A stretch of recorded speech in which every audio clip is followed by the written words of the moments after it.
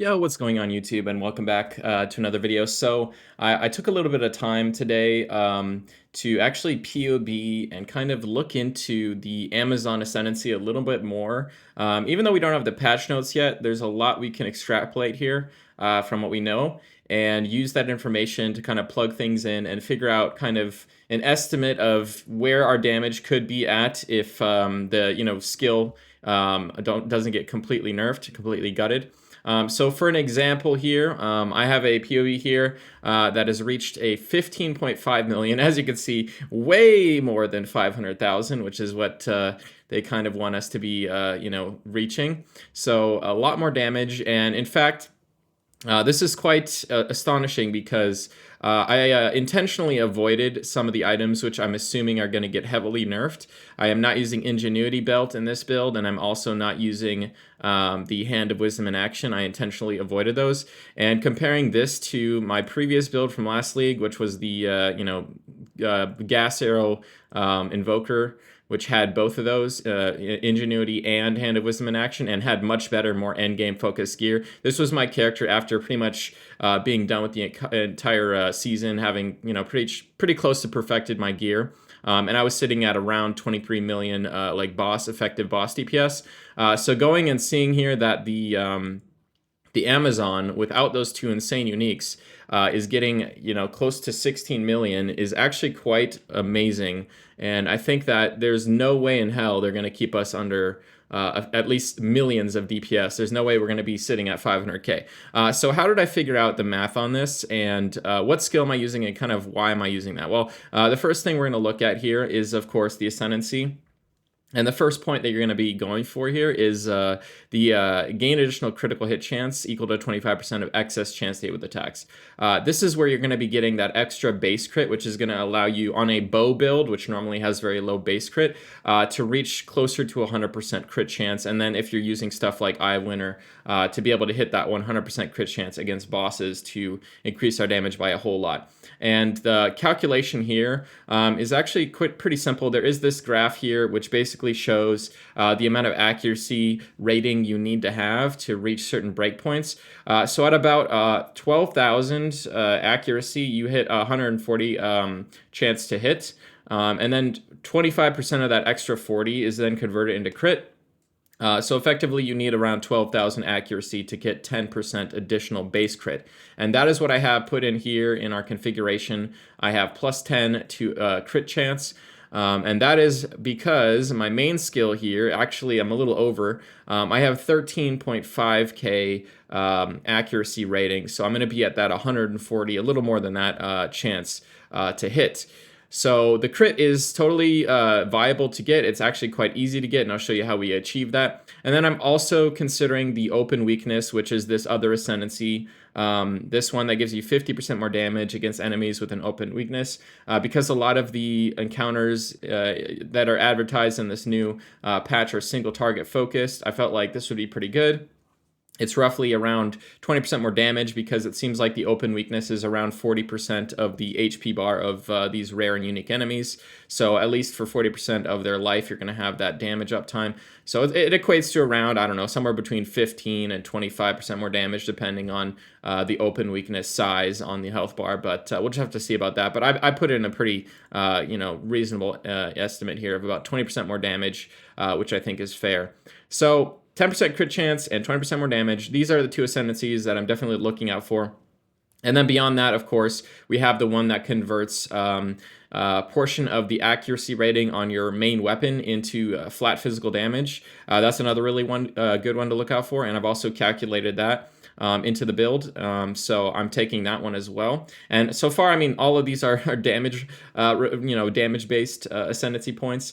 And then another one that I'm considering, which I think actually has some potential here, is infuse weapon. And the wording here is kind of, doesn't really tell us much, but actually we have this screenshot here that GGG showed us, where it's going to infuse the next hit on the first projectile from any projectile-based attack with an explosion, and it depends on what type of charge you're using.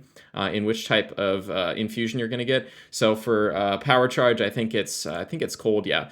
So the power charge is going to give you two cold infusions, which means basically the next two attacks you do are both going to benefit from this extra 612 attack damage on the first projectile. So I think some other content creators went over this and they were saying like this doubles your damage. That is not how it works, not at all. But because you're not going to be able to get this on every single attack, because your attack speed is probably going to be outpacing the rate at which you can generate these infusion stacks and consume power charges. But for the amount that you will be getting, it will be a decent damage increase. And for my math on my POB, it turned out to be around 30% more damage if you're making full use of these infused weapon charges.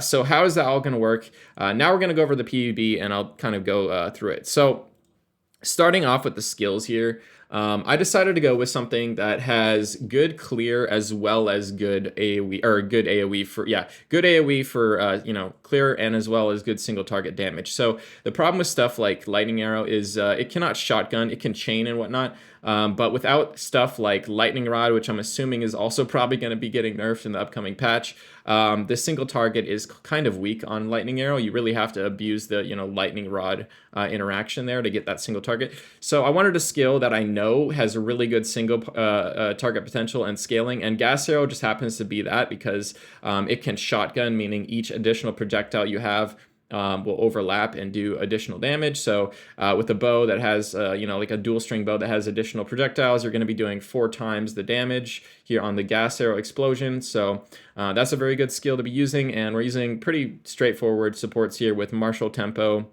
Primal Armament, Magnified Effect, of course, because after Haileds have gotten nerfed, which I'm assuming there will be, we're going to be needing more AoE on our main skill to help us with clear speed. So we're actually fitting in Magnified Effect, which is another comparison here between my Bow Voker build, is that this build's using Magnified Effect and still getting to 15.5 million, whereas my last league's build was at 23 million, but that was with Concentrated Effect, which is much more damage than Magnified Effect. So yeah, as you can see, this build is crazy.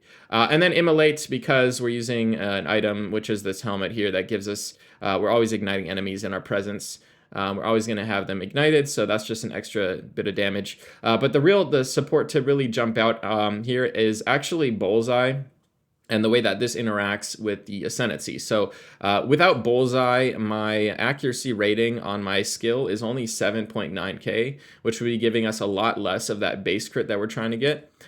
So by using Bullseye, I'm getting 50% more accuracy rating on my Gas Arrow, which is getting us up to that, close to 12,000 here accuracy that we want to be at, like I said, to get all the crit that we want to get. So that's going to give us, around 10% additional base crit. So that's one of the supports that I recommend here on a build like this using the Amazon. Moving on, I have Freezing Salvo.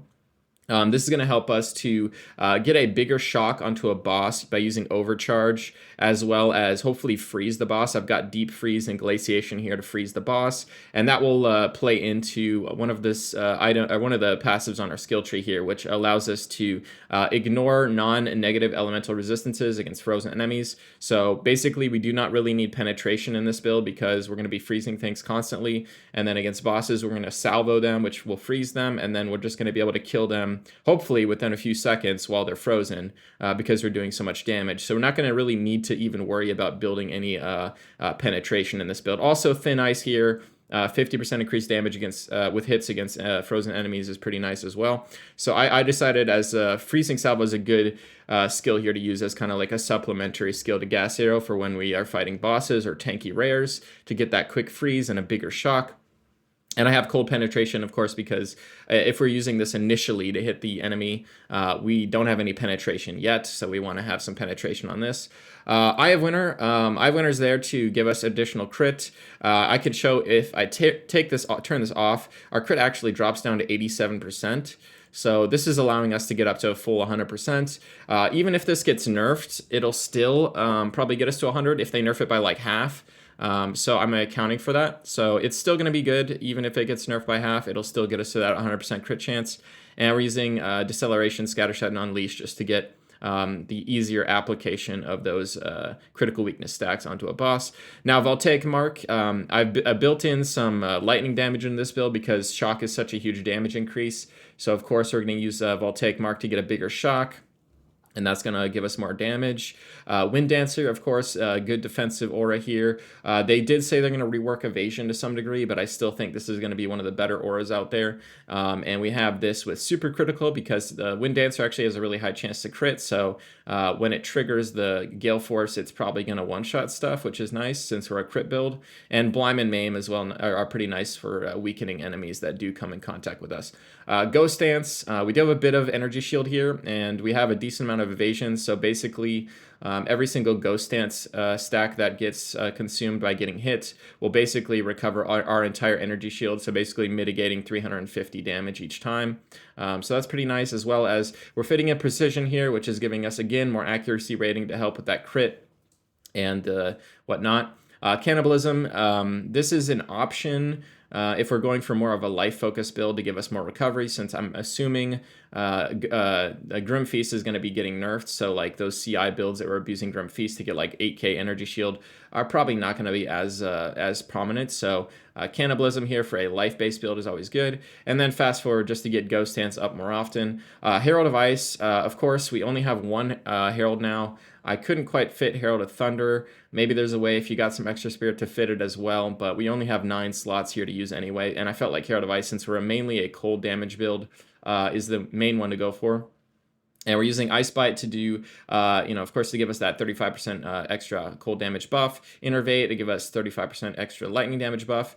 Our Herald of Ice is going to be doing lightning damage just because, I fit lightning onto the build on purpose in the rings and whatnot. Biting Frost to deal more damage against frozen enemies, of course, because Herald of Ice triggers only when it's killing a frozen enemy, so this is always going to activate. Elemental Focus, of course. Ailments, I think because they said that Heralds cannot self-propagate anymore, I'm assuming they're going to make them unable to apply any ailments anymore, so this is basically has no downside. It's just 25% more damage on our Herald of Ice, which is nice.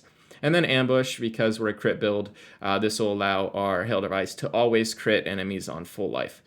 So enemies that are just outside of the range of our gas arrow, when they get hit by the Herald of Ice explosions, are always going to get crit by it.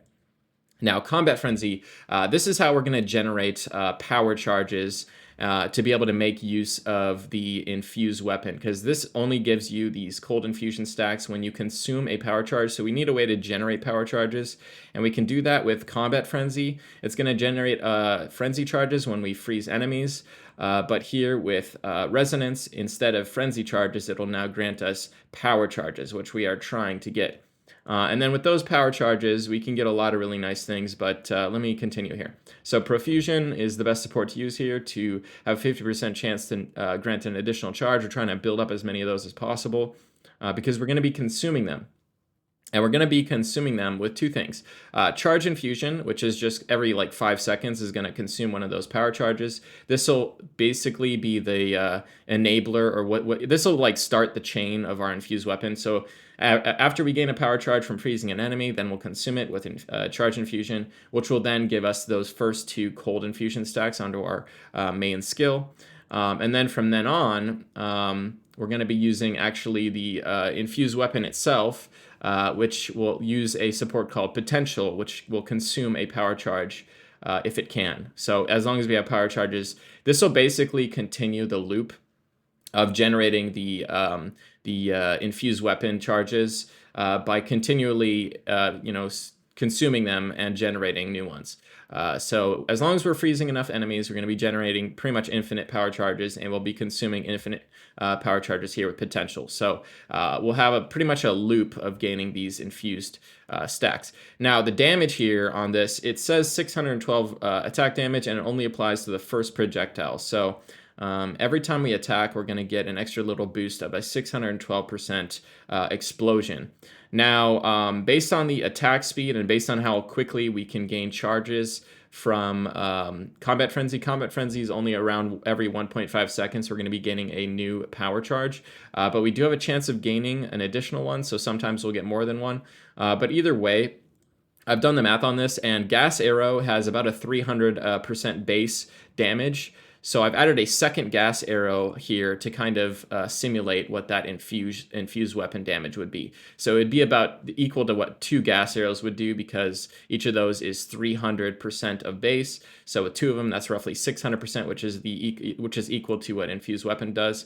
And I'm assuming here, because I have a attack rate of 2.4, it's actually going to be a little bit less because we're attacking a little bit too fast. We can only generate charges every like 1.5 seconds, but assuming we do every once in a while get lucky and generate an additional charge with profusion, I think this is pretty close to accurate. Basically, we're going to be benefiting from one of these infused weapon explosions roughly every 2, like a little, maybe sometimes a little more attacks per second with this 2.4 attack rate. So it's pretty much always going to be active on most of our gas arrow attacks, but not on every single one. So I've simulated that here with the 2 count on the gas arrow, and then I've supported it with some things because we've already used all the best supports on our main skill. So I've supported it with some things that I think are pretty decent. Culling Strike here is a decent amount of extra little damage against bosses and rares, and then this skill is actually a lightning, cold, and fire skill, which means we can use all 3 of the masteries here to give it more levels. Now, normally I am running level 19 skills, and I know that gas arrow is a fire skill, so I gave it +1 from cold and lightning mastery to give it that, kind of level 21. It effectively would be 22, but fire mastery is already adding a level here. So this math on this is basically as if it was level 22, which is what it's going to be. And then potential, finally, again, like I said, to consume those charges so we get that loop going. Now this in total, as you can see here, the 2x gas arrow down here, which is the infused weapon, is 1.29 million DPS. So it's definitely not like doubling your damage, but it's extra, a nice little extra damage on top, plus, the culling DPS as well. So that is closer to 2.1 million. So if our normal damage was like 6.9 and we're getting roughly 2.1 million, it's not quite 30%, but it's like 25% more damage here by making use of that ascendancy. So I think that ascendancy is definitely worth using if you can. So this is the setup I've got here, and I've also, put the math in here for freezing salvo because I'm assuming we're going to be using that on a boss fight. So the priority here is you're going to want to put your voltaic mark on, put your Eye of Winter on to get that extra crit, then you're going to cast freezing salvo to get a big shock and as well as freeze the boss. And then after that, you're just going to start using gas arrow, and hopefully by then you're infusing it with the extra cold damage from the infused weapon. And that's kind of the full setup here to get to our full DPS number. Now let me see, where was I at here? How did we drop down to 9 million? Oh yeah, that's because I'm on the Death's Harp setup. Let me go back to the dual string setup. And this is the setup you'd be running once you get a really good bow. Now the cool thing is this 600 accuracy roll we have on this weapon here is actually giving us that extra 100 to 150 or 150 to 150 additional physical damage, and that is because of this ascendancy point right here. So I've already done the math on that. I've already added that in, and as you can see here, this bow is giving a lot of damage, and it's actually I tested a mirror tier bow, and the mirror tier bow surprisingly was only like 25% more damage here. So it's actually quite crazy how good a bow like this is, which isn't even that hard to get. So you want the +2 arrows, of course, because gas arrow can shotgun.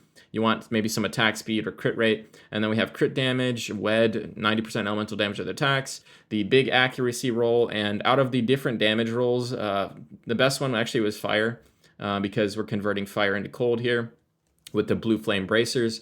This is what's going to enable our gas arrow build to become a cold damage build mainly, and 98% of our fire damage converted to cold. So we're going to have quite a bit of damage here at like 15.5 billion. And although this character is kind of squishy, we only have like a small effective hit pool of 7k. I mean, we only have like 1900 life and 350 energy shield. A lot of the defensiveness comes in with the fact that we're going to be freezing everything around us, and we have a lot of extra freeze buildup here on the passive skill tree, so we should have no issues freezing enemies, which is basically our biggest defensive layer, is just the fact that nothing's going to even be able to move because it's all frozen.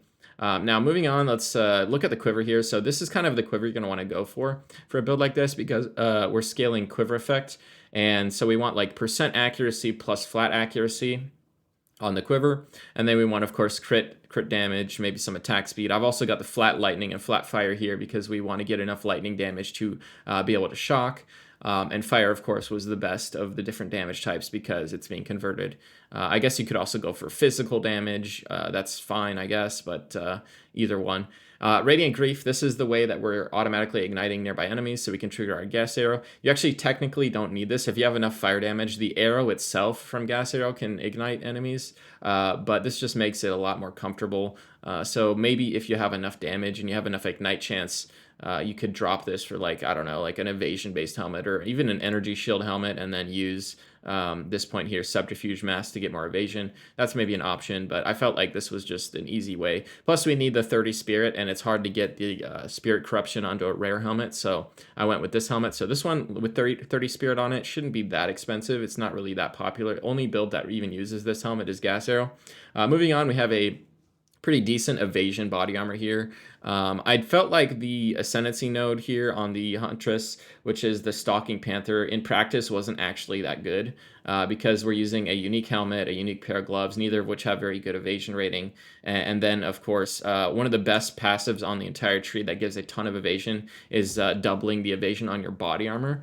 So wearing like a shitty body armor, like a unique body armor, doesn't make a lot of sense. So I felt like it was just better to not use that ascendancy node and just get a nice beefy 1600 evasion body armor that we can then scale with this point here. So this is actually where a majority of our defensive like evasion rating is actually coming from here, is this body armor. So yeah. Moving on, the blue flame, like I said, this is converting our damage into fire, or our fire damage into cold, so that we can freeze. I've got some pretty like decent boots here with some like resistance and movement speed.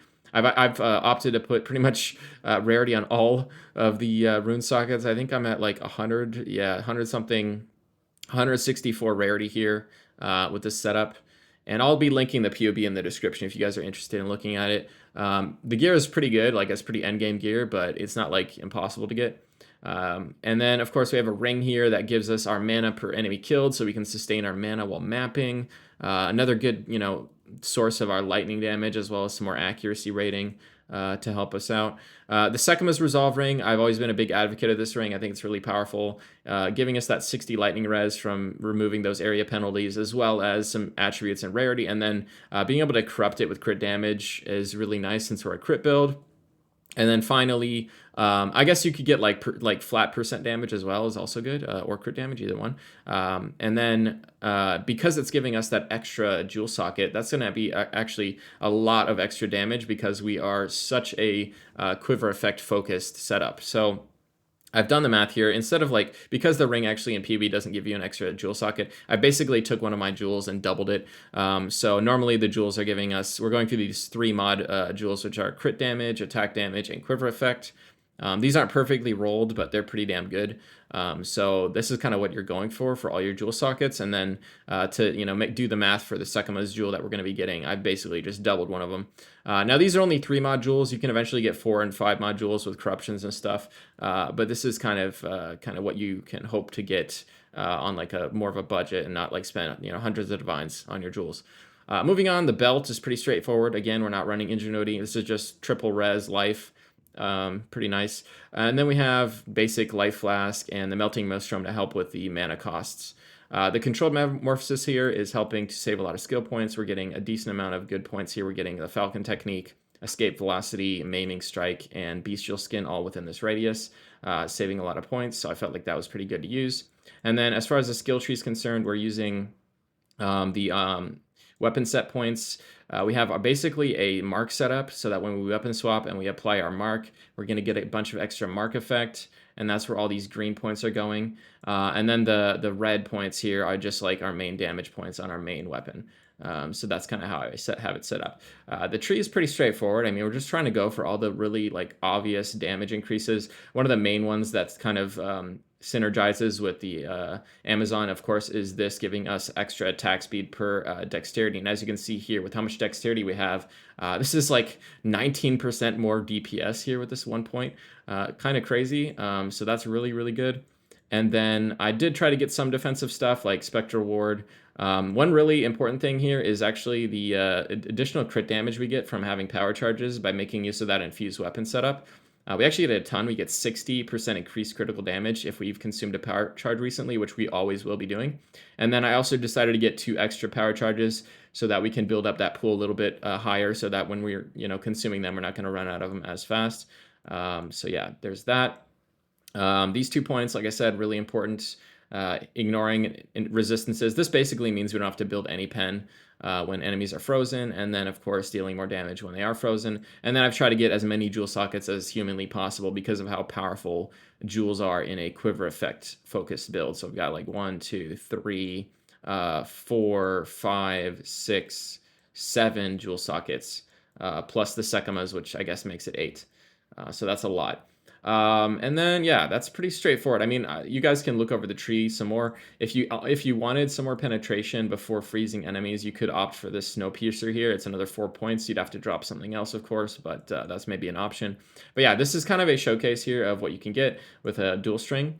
Now, if you don't have a dual string and you don't have like one of these really expensive, like I would say this weapon is pretty damn expensive. If you don't have something like this yet, I have a setup that uses a Death's Harp instead.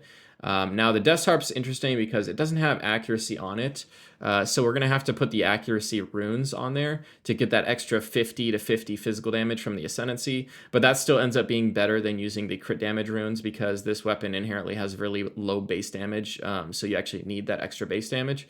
And of course, with this weapon, you're getting less damage. It's only like 9 million, which I still think is really good considering you're just using a unique that's relatively common. You're going to want to look for one that's corrupted here with like an additional arrow and like more crit damage if you can get it.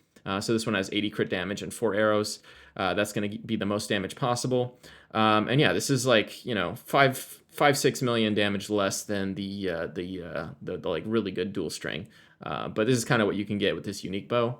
And this is kind of showing that like unless they nerf gas arrow by a significant amount, or I don't know. I don't know what they're going to nerf because I've already taken Ingenuity and Hoa out of the build. So it really the only point of what they could nerf here to make this build not do this kind of damage is they might nerf Quiver Effect, make it like not scale as hard or something. I don't know. That could be a potential. But mainly what I'm looking out for in the patch notes that are upcoming is a gas arrow nerf. To the numbers on that. So even if gas arrow, I mean honestly, even if gas arrow gets nerfed by like half. We're still going to be at like with this setup like 7-8 million, right? So I don't know. I think it's pretty hard to keep this class specifically with this kind of setup under millions of DPS. It's definitely going to be able to reach that no problem. So yeah, hope you guys enjoyed this video. Hope you guys like the POB'd version of the Amazon, and I'll be putting these POBs in the description if you guys want to look at them and like figure out all the math that I did here and kind of how I figured out that you could still get millions and millions of DPS here with this ascendancy. So yeah, hope you guys enjoyed, and I'll catch you guys in the next video. Peace.